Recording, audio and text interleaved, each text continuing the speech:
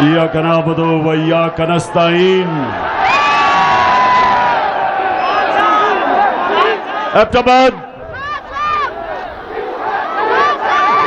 एबटाबाद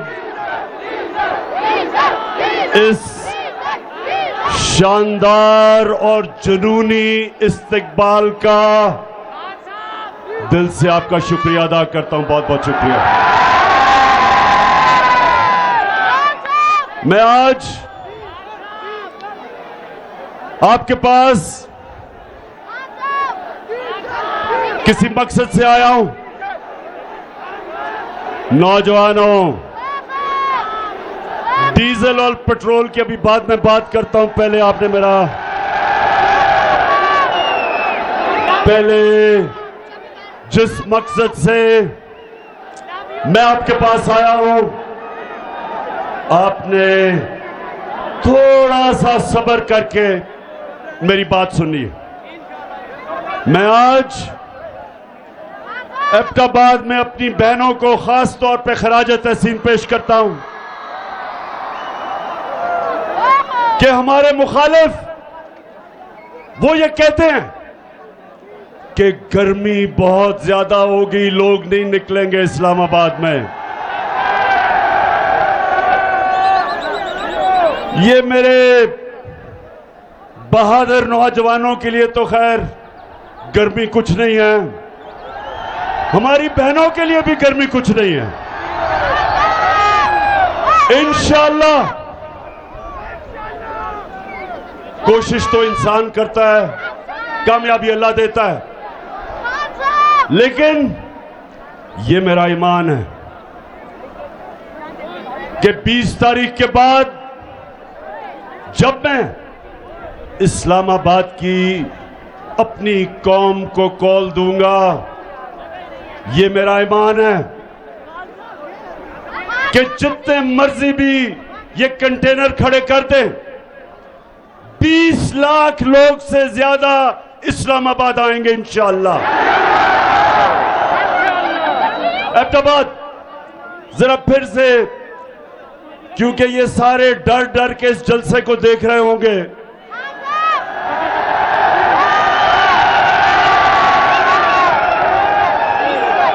एक तो ये रहा कि आपकी तादाद कितनी ज्यादा और जिस तरह गर्मी में जुड़ के आप सब खड़े हैं, लेकिन दूसरा जो इनको खौफ है वो आपके जुनून का खौफ है। इस्लामाबाद में एक इंसानों का जुनून आने वाला है और एक आवाज होगी इस्लामाबाद में कि हमें हकीकी आजादी चाहिए,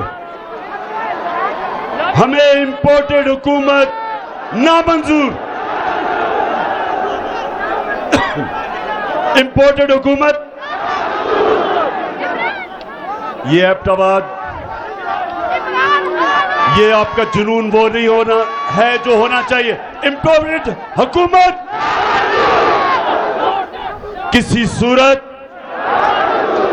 ये कौम इन डाकुओं की जो अमेरिका से साजिश करके हमारे पे बैठे हैं, कभी पाकिस्तान कौम इनको कभी भी तस्लीम नहीं करेगी।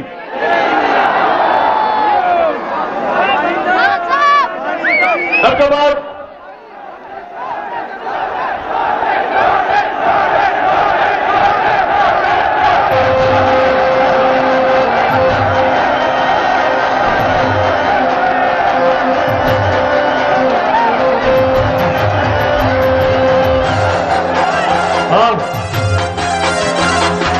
लोटे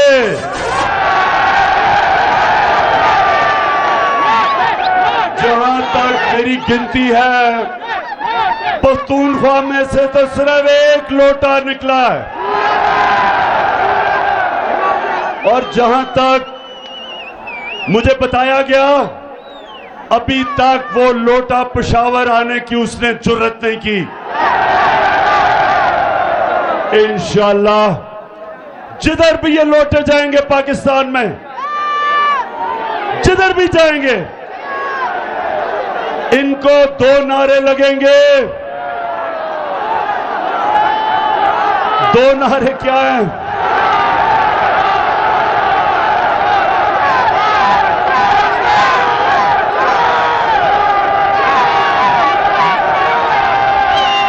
एक लोगों को नारा लगेगा ज़मीर फरोश चोर, और दूसरा नारा लगेगा गद्दार। जिधर भी ये जाएंगे इनको पता नहीं कि ये 2022 का पाकिस्तान, इसमें हमारे नौजवानों में शऊर है, कौम बेदार है। बड़े तो छोड़ो, स्कूल के बच्चों को भी पता है कि लोटा क्या होता है। इन्होंने एक अमरीकी साजिश का हिस्सा बनके, अमरीकी साजिश का हिस्सा बनके एक 22 करोड़ पाकिस्तानियों की मुंतखब हुकूमत को साजिश के तहत हटाया, और इनके साथ शामिल थे यहां के मीर जाफर और मीर सादिक। नौजवानों, ये कौन थे मीर जाफर और मीर सादिक? जिनको नहीं पता मैं फिर से बता दूं, मीर जाफर जो मुसलमानों का, मुगलों का गवर्नर सिराजुद्दौला था, उसका सिपहसालार था, कमांडर इन चीफ था। उसने अंग्रेजों के साथ मिलके गद्दारी की सिराजुद्दौला से, मुसलमानों से। अंग्रेज जीते, अंग्रेजों ने बंगाल, जो मुगलों का सबसे अमीर सूबा था, सबसे ज्यादा पैसा बंगाल से आता था, वो सूबे को मीर जाफर की वजह से अंग्रेजों के गुलामी में गया, और उसी जो सबसे अमीर सूबा था वहां कहत पड़े। अंग्रेजों ने इतना लूटा कि लाखों लोग भूख से मर गए वहां। और जब अंग्रेज गया 200 साल बाद, तो वो बंगाल हिंदुस्तान का सबसे गरीब सूबा बन गया। और मीर सादिक वो था जिसने टीपू सुल्तान से आखिर में जाके अंग्रेजों के साथ मिलके गद्दारी की, और टीपू सुल्तान की शहादत हुई। और मैसूर, जो टीपू सुल्तान की सल्तनत थी, अंग्रेजों की गुलामी में चली गई। ये गद्दारों ने आज ये किया पाकिस्तान से कि पाकिस्तान का प्राइम मिनिस्टर जो किसी से बुरे ताल्लुकात नहीं चाहता, जो किसी के मुल्क के खिलाफ नहीं है, सबसे दोस्ती चाहता है, लेकिन जो चाहता था कि हमारी फॉरेन पॉलिसी हमारे लोगों के मफादात की तहफ़्फ़ुज़ करे, हिफाजत करे, हम अपने लोगों को किसी मुल्क के लिए कुर्बान ना करें। जिस तरह अंग्रेजों, अमेरिकनों के साथ मिलके हमने जो उनकी जंग लड़ी, 80,000 पाकिस्तानियों की कुर्बानी दी गई, हमारा कबायली इलाका उजड़ गया, $100 अरब से ज्यादा हमारे मुल्क को नुकसान हुआ। मैं कभी इस तरह की फॉरेन पॉलिसी मानने के लिए नहीं तैयार था। मैं कभी अमेरिकनों को पाकिस्तान में बेसिस देने के लिए तैयार नहीं था। मैं कभी अमेरिका की जंग में शामिल होने के लिए तैयार नहीं था। मैं रूस से, अगर मैं रूस गया तो मैं चाहता था, और हमारी बात चल रही थी रूस से, कि 30% कम कीमत पे रूस हमें तेल दे, ताकि मैं अपने लोगों के लिए पेट्रोल और फजल रहमान को सस्ता करूं।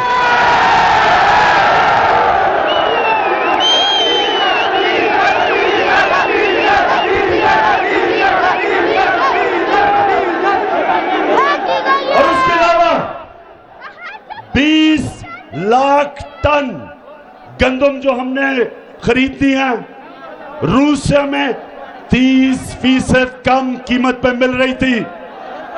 तो मेरा मकसद तो मेरी कौम है। मैं क्यों अपनी कौम के मुफादात को अमेरिका के लिए कुर्बान करूं? तो एबटाबाद के लोगों, मेरे पाकिस्तानियों, उनको इस तरह का अमेरिकनों को प्राइम मिनिस्टर नहीं चाहिए था। वो चाहते थे कि मुशर्रफ की तरह सरबराह हो, एक ही टेलीफोन की धमकी में चारों निशाने चित और उनकी जंग में शामिल कर दिया। वो चाहते थे कि चेरी ब्लॉसम जूते पॉलिश करने वाला जो कहे, उसने क्या कहा कि बेगर्स आर नॉट चूजर्स। मतलब ये कि जो हम तो बेकारी हैं, इसलिए हमें अमेरिका की गुलामी करनी पड़ेगी। शहबाज शरीफ, तुम बेकारी हो, तुम गुलाम हो, तुम बुज़दिल हो, तुम डाकू हो। तुम्हारी चोरी का पैसा बाहर पड़ा हुआ है और अपने पैसे को, अपने चोरी के पैसे की और अपने भाई के और अपने खानदान के चोरी के पैसे को बचाने के लिए आपने, अगर आप समझते हैं कि हम आपके खातिर अमेरिका की गुलामी करेंगे, किसी गलतफहमी में ना रहो। ये कौम नौजवानों याद कराओ, ये कौम जब बनने लगी थी, तहरीके पाकिस्तान था, तो वो कौन सा नारा था कि पाकिस्तान का मतलब क्या? ये उस नारे पे बनी है cherry blossom boot polish Shehbaz Sharif. ये अल्लाह के सामने दावा कर बैठी है। जब वो कलमा पढ़ती है एक मुसलमान कौम, तो वो अल्लाह के सामने गवाही देती है कि अल्लाह, तेरे सामने हम किसी के सामने नहीं झुकेंगे, क्योंकि वो शिर्क है, वो गुनाह है। हम अपने अल्लाह, हम सिर्फ अल्लाह की इबादत करते हैं और उससे मदद मांगते हैं। हम ना किसी सुपर पावर को मांगते हैं। हमारा जो लीडर दुनिया की तारीख का सबसे अजीम लीडर ना आया है, उससे पहले ना आ सकता है, हमारे नबी सल्लल्लाहु अलैहि वसल्लम। हम तो उनकी उम्मत हैं, हम तो उनकी उम्मत हैं। और उन्होंने ये कहा था कि इस्लाम मुसलमानों को गैरत देता है, ला इलाहा इल्लल्लाह इंसान को गैरत देता है। हम किसी के जूते पॉलिश करने वाले नहीं हैं। और इंशाअल्लाह इस्लामाबाद में 20 के बाद जब मैं कॉल दूंगा, तो सारी कौम इस्लामाबाद पहुंच के एक पैगाम देगी, एक ही पैगाम देगी, एक ही पैगाम देगी कि इंपोर्टेड हुकूमत नामंजूर।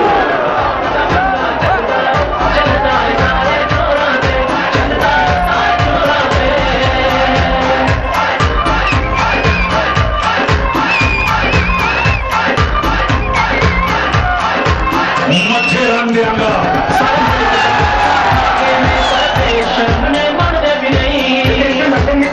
उनकी बातें नहीं, पाकिस्तान में भी कोई। हाँ, कहती मोहतरमा फरमाती है कि लंदन तो छोड़ो, पाकिस्तान में भी कोई प्रॉपर्टी नहीं है। मैंने वैसे जो शरीफ खानदान ने झूठ बोले हैं मैंने कभी किसी को ऐसे झूठ बोलते नहीं देखा।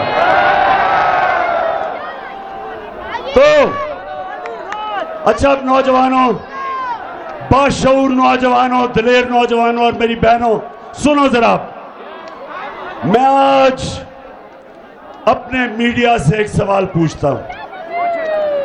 ये जब से इंपोर्टेड हुकूमत आई है, सारी चीजों की कीमतें ऊपर चली गई हैं।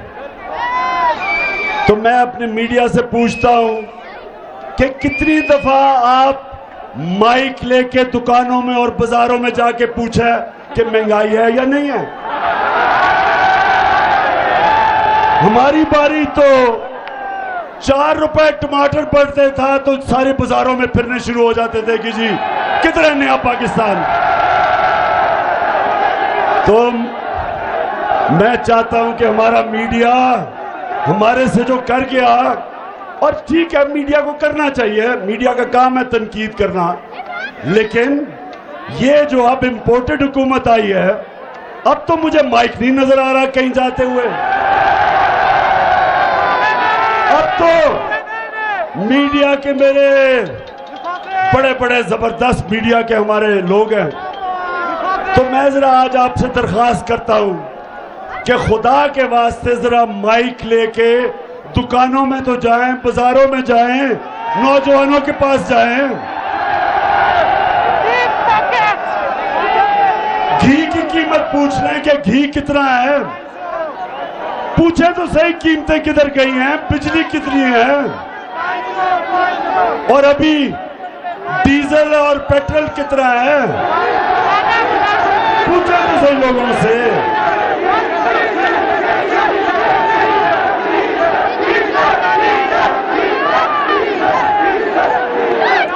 नौजवानों सुने जरा, जब ये जरा सुने, ईरान में मैं जरा आपकी तरबियत भी करता जाऊं, तारीख का भी बताता जाऊं, ताकि आप में और शऊर आए। सोशल मीडिया ने वैसे ही आप पे शऊर पैदा कर दिया है। ईरान में 1954 के करीब, सुने जरा, एक उनका बड़ा तकड़ा इलेक्टेड प्राइम मिनिस्टर आया, उसका नाम मुसद्दक था। मुसद्दक इलेक्ट होके आया ईरान में।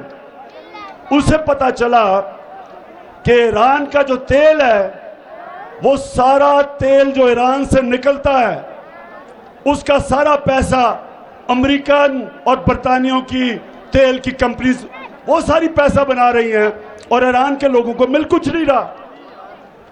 क्योंकि वो अवामी प्राइम मिनिस्टर था, उसने फैसला किया कि ये जो तेल ईरान से निकाल रही हैं, उनको वो नेशनलाइज करेगा, ताकि पैसा नफा ईरान के लोगों को मिले, बजाय बरतानिया और अमेरिकन कंपनीज।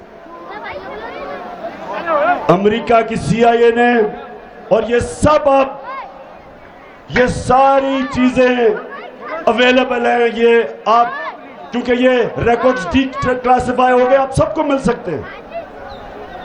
हुआ क्या, अमेरिका ने फैसला किया कि इसको कराना चाहिए, रजीम चेंज करनी चाहिए।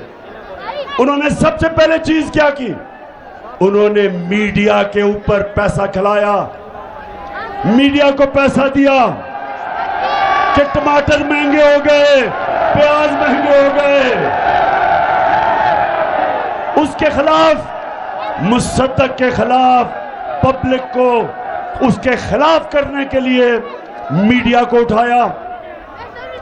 फिर उसके अंदर, उसकी पार्टी के अंदर जो सियासतदान थे, उनको लोटा बनाने की कोशिश की, पैसा चलाया।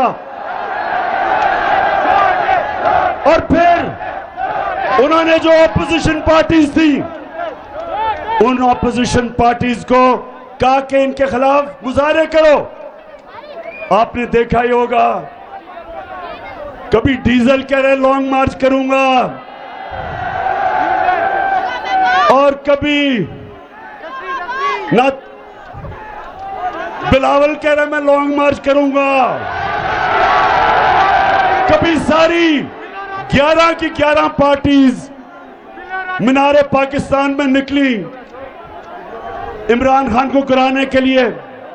ये ईरान में भी यही हुआ और आखिर में फिर साजिश के बाद मुदाखलत हुई और प्राइम मिनिस्टर मुसद्दक को हटाया गया। यही पाकिस्तान में जो मीडिया के ऊपर पैसा चला है, किन किन के ऊपर पैसा चला है, आपको सबको पता चल जाना चाहिए कि वो आज टमाटर और प्याज की बातें नहीं कर रहे। वो आज बिजली की कीमत जो बढ़ी है बातें नहीं कर रहे। वो आज ये नहीं बता रहे कि ये जनाब एक आदमी जिसको इन्होंने प्राइम मिनिस्टर बनाया है और जिसके बेटे को चीफ मिनिस्टर बनाया है, ये कोई बात नहीं कर रहा कि इनके ऊपर फैमिली पे 40 अरब रुपए के करप्शन के केस हैं। 16 अरब FIA के अंदर इनके नौकरों के नाम पे पैसे पकड़े हैं, जिसमें आपने सुना होगा मकसूद चपड़ासी का, जिसको बाहर भिजवा दिया। 375 करोड़ रुपए एक चपड़ासी के अकाउंट से निकले हैं। ये FIA का केस है। और आते साथ ही चेरी ब्लॉसम बूट पॉलिश ने FIA का वो सारे लोग जिन्होंने तफ्तीश की थी उनको निकाला इसने, उनसे इंतकाम कि कैसे तुम्हारी जरूरत है कि मेरे खिलाफ तुमने तफ्तीश की। कहीं नौजवानों, दुनिया में कहीं ये नहीं होता। मैं अपनी अदलिया से पूछता हूं कि मैं बड़े अदब से पूछता हूं कि इतवार को तो आपने सो मोटो एक्शन ले लिया, आपने रात के 12 बजे अदालतें खोल ली, लेकिन ये जो आपके सामने हो रहा है किसी जमहूरियत में यह हो सकता है कि FIA में 16 अरब रुपए के केसेस, डाका 1600 करोड़ रुपए का ये बाप और शहबाज शरीफ और उसके बेटों पे, और आप इसमें कुछ नहीं कर रहे। मुल्क का 1600 करोड़ रुपया चोरी हो और ऊपर वो बिठा दें, बिल्ले को बिठा दें दूध की हिफाजत करने के लिए। कौन सी जमहूरियत में यह होता है? और मैं आज नौजवानों ये सुन लें, मेरे नबी सल्लल्लाहु अलैहि वसल्लम ने आज से 1500 साल पहले तकरीबन कहा कि कौम तबाह कब होती है? जब छोटे चोरों को आप जेलों में डालते हैं और बड़े डाकुओं को आपका इंसाफ का निजाम नहीं पकड़ सकता, वो कौम तबाह हो जाती है।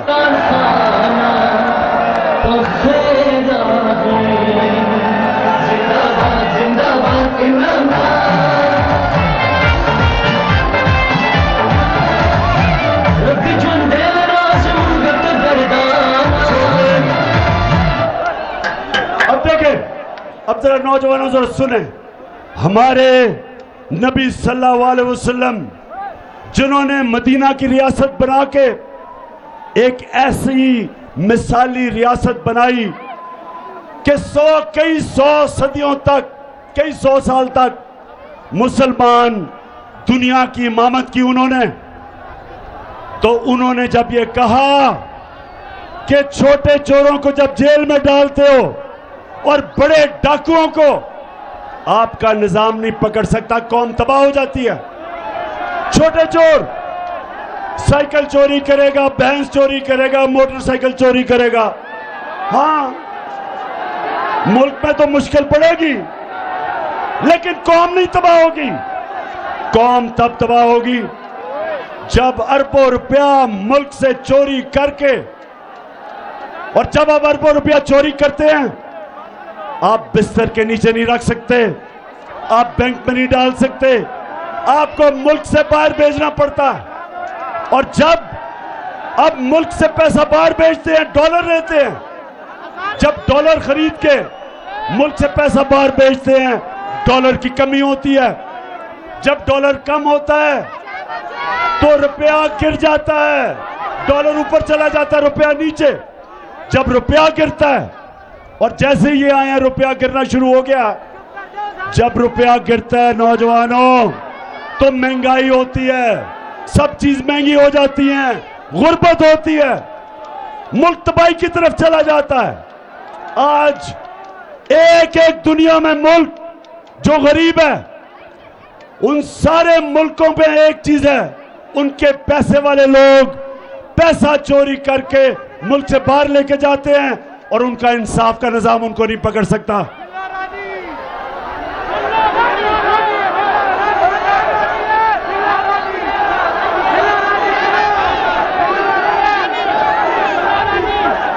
किसने कहा था कि अजान बज रहा है? अजान के 2 मिनट सांस ले लो। अभी मैंने आपसे और आखिर में 2-3 बड़ी जरूरी बातें करनी है। मैंने आप सबको तैयार करना है इस्लामाबाद के लिए, और इसमें हमारे खानदान भी आएंगे, फैमिलीज आएंगी, सबसे ज्यादा मेरे दिलेर नौजवान आएंगे, और पख्तूनख्वा, क्योंकि आप इस्लामाबाद के सबसे करीब हैं, तो मुझे सबसे ज्यादा मैं पख्तूनख्वा के लोगों को वहां देखना चाहता हूं। और मेरे लिए नहीं आना आपने अपनी हकीकी आजादी की जंग लड़ने आना है। आपने कायदे आजम का पाकिस्तान बनाने आना है। होगी अजान? अच्छा जी नौजवानों, सुनो जरा मेरी बात। अब मैं अपनी बात की खत्म करने की तरफ जा रहा हूं। देखें, हमारा मुल्क बना था, एक बड़ा ख्वाब था कि हमने, जो इल्लामा इकबाल ने कहा कि हमने किसको मिसाल बनाना था, इस्लामी रियासत जो मदीना की रियासत के तर्ज पे, उन असूलों पे खड़ा होना था। इसलिए अगर हम ये इंपोर्टेड हुकूमत, ये करप्ट लोग, ये डाकू, ये जिस तरह वो इंटीरियर मिनिस्टर कातिल, अगर हमने इनको तस्लीम कर लिया, ये हम पाकिस्तान की ख्वाब से सबसे बड़ा धोखा करेंगे। इसलिए आप जब इस्लामाबाद आएंगे तो हमने फैसला करेंगे, हम सारी कौम को बताएंगे कि हमें आजादी चाहिए, गुलामी नामंजूर।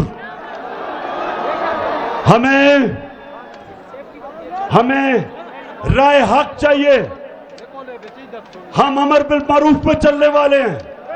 हमें अल्लाह का हुक्म है, एबटाबाद हमें अल्लाह ने हुक्म दिया है कि अच्छाई के साथ खड़े हो, अमर बिल मारूफ व नही अनिल मुनकर, बुराई के खिलाफ अच्छाई के साथ। जो मैं बार बार कहता हूं, न्यूट्रल बनने की अल्लाह ने हमें इजाजत नहीं दी। हम अच्छाई का साथ दें, राय हक पे चले, इंसाफ के लिए खड़े हों, लेकिन अल्लाह ने हमें ये इजाजत नहीं दी कि मैं कहूं ना मैं तीतर हूं ना मैं बटेर हूं, मैं तो न्यूट्रल हूं। मैं बार बार कहता हूं, न्यूट्रल सिर्फ जानवर होते हैं, इंसान को तो अल्लाह को जवाब देना होता है। उसने तो दुनिया में भेजा है, और उसने आपको कहा है कि आखिरत में मैं तुम्हारे से जवाब लूंगा। क्या तुम राय हक पे चले? क्या तुम इंसाफ के साथ खड़े हुए? क्या तुमने जुल्म का मुकाबला किया? क्या तुमने नाइंसाफी के खिलाफ जिहाद की? क्या तुमने अपनी आजादी के लिए, क्योंकि अल्लाह ने तो आपको ला इलाहा इल्लल्लाह के बाद आजाद कर दिया, क्या आपने एक इंपोर्टेड हुकूमत के खिलाफ जदोजहद की? पूछेगा अल्लाह आपसे। आप ये नहीं कह सकेंगे नहीं जी मैं तो न्यूट्रल हूं। आपको उसने ये इजाजत नहीं दी। जानवरों को आप देखते हैं प्रोग्राम्स में, बड़ा शेर आके किसी हिरन या किसी जानवर को पकड़ लेता है, कोई उसको बचाने नहीं आता क्योंकि वो न्यूट्रल है सारे। इंसान को उसने इजाजत नहीं दी। इंसान को उसने कहा है आप जालिम के खिलाफ खड़े हो, मजलूम के साथ खड़े हो, आप सच के साथ खड़े हो, झूठ के खिलाफ खड़े हो, आप अच्छाई के साथ खड़े हो और बुराई के खिलाफ जहाद करें। आप कभी भी जब आप तस्लीम करेंगे कि 60% कैबिनेट जमानत पे है, प्राइम मिनिस्टर जमानत पे है, चीफ मिनिस्टर पंजाब जमानत पे है, बाप बेटे के अलावा नून लीग को कोई मिलता नहीं है, उधर आसिफ जरदारी जमानत में है, उसकी राना सनाउल्लाह जमानत पे है। तो ये जब जिस मुल्क के ऊपर चोर डाकू कातिल ऊपर बैठ जाए, नौजवानों उस मुल्क का कोई मुस्तकबिल नहीं है और हम सब पे फर्ज हो जाता है कि हम इस जुल्म और नाइंसाफी के खिलाफ खड़े हो। तो मेरी सारी आपको आज पैगाम एक ही है, तैयारी करें। 20 तारीख के बाद जब भी मैं आपको कॉल दूं, हाथ खड़ा करके बताएं कि आप तैयार होंगे उसके लिए। जो वहां नहीं पहुंच सकते वो एबटाबाद में निकलें, लेकिन निकलें सब। आप सब निकल के बताएं, अमेरिका को भी पैगाम जाए कि ये गुलाम कौम नहीं, ये आजाद कौम है। और हम चेरी ब्लॉसम को बिल्कुल तस्लीम नहीं करेंगे। और ये जो इसने आके कहा कि मैं अपने कपड़े भी उतार दूंगा आटा सस्ता करने के लिए, खुदा के वास्ते शहबाज शरीफ ये ड्रामे खत्म करो।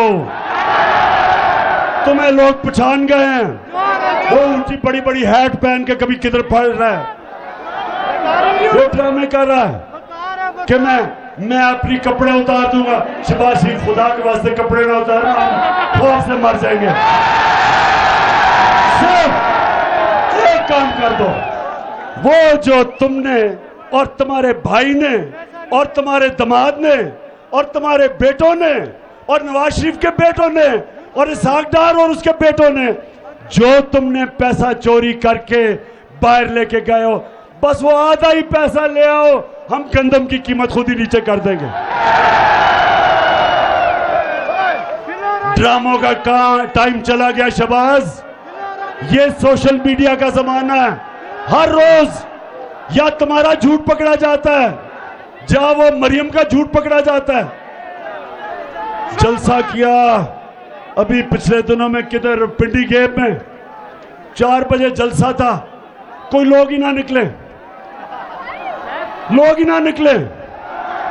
फिर बड़ी दूर दूर से लोगों को लाके अंधेरे में जलसा करके और झूठ का पुलंदा कि मेरी पाकिस्तान तो इंग्लैंड तो छोड़ो, पाकिस्तान में भी कोई प्रॉपर्टी नहीं है।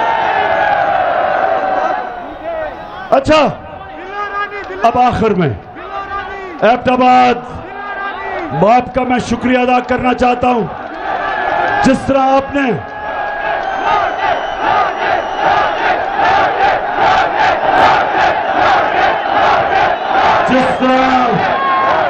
हमें इलेक्शन जताई, शिकस्त दी। कहते थे कि नून लीग का गढ़ है, नून लीग, ये आज मेरी बात सुन लो, इलेक्शन से ना भागो। जब भी इलेक्शन होगा, तुम समझते हो कि तुम अब सेंट्रल पंजाब में रह गए हो, तुम्हें सेंट्रल पंजाब में भी अब छुपने की जगह नहीं मिलेगी, क्योंकि इस पंजाब के पाकिस्तान के लोग गैरतमंद लोग हैं। हमारे लोग गैरतमंद हैं। हम बूट पॉलिशरों को साथ नहीं चलते, हम अमेरिका के गुलामों के साथ नहीं चलते, हम डाकुओं के साथ नहीं चलते। ये कौम अब तैयार है। 75 साल के बाद मेरी कौम तैयार है उस पाकिस्तान की तरफ जाने के लिए जो हमें कायदे आज़म, जिस पाकिस्तान के लिए उन्होंने अपनी जान कुर्बान की, उस पाकिस्तान के लिए हम तैयार हैं। और इंशाअल्लाह जब हम इस्लामाबाद पहुंचेंगे, जब इस्लामाबाद में 20 लाख लोग पहुंचेंगे, तो वो पाकिस्तान हम सबको नजर आना शुरू हो जाएगा। पाकिस्तान जिंदाबाद।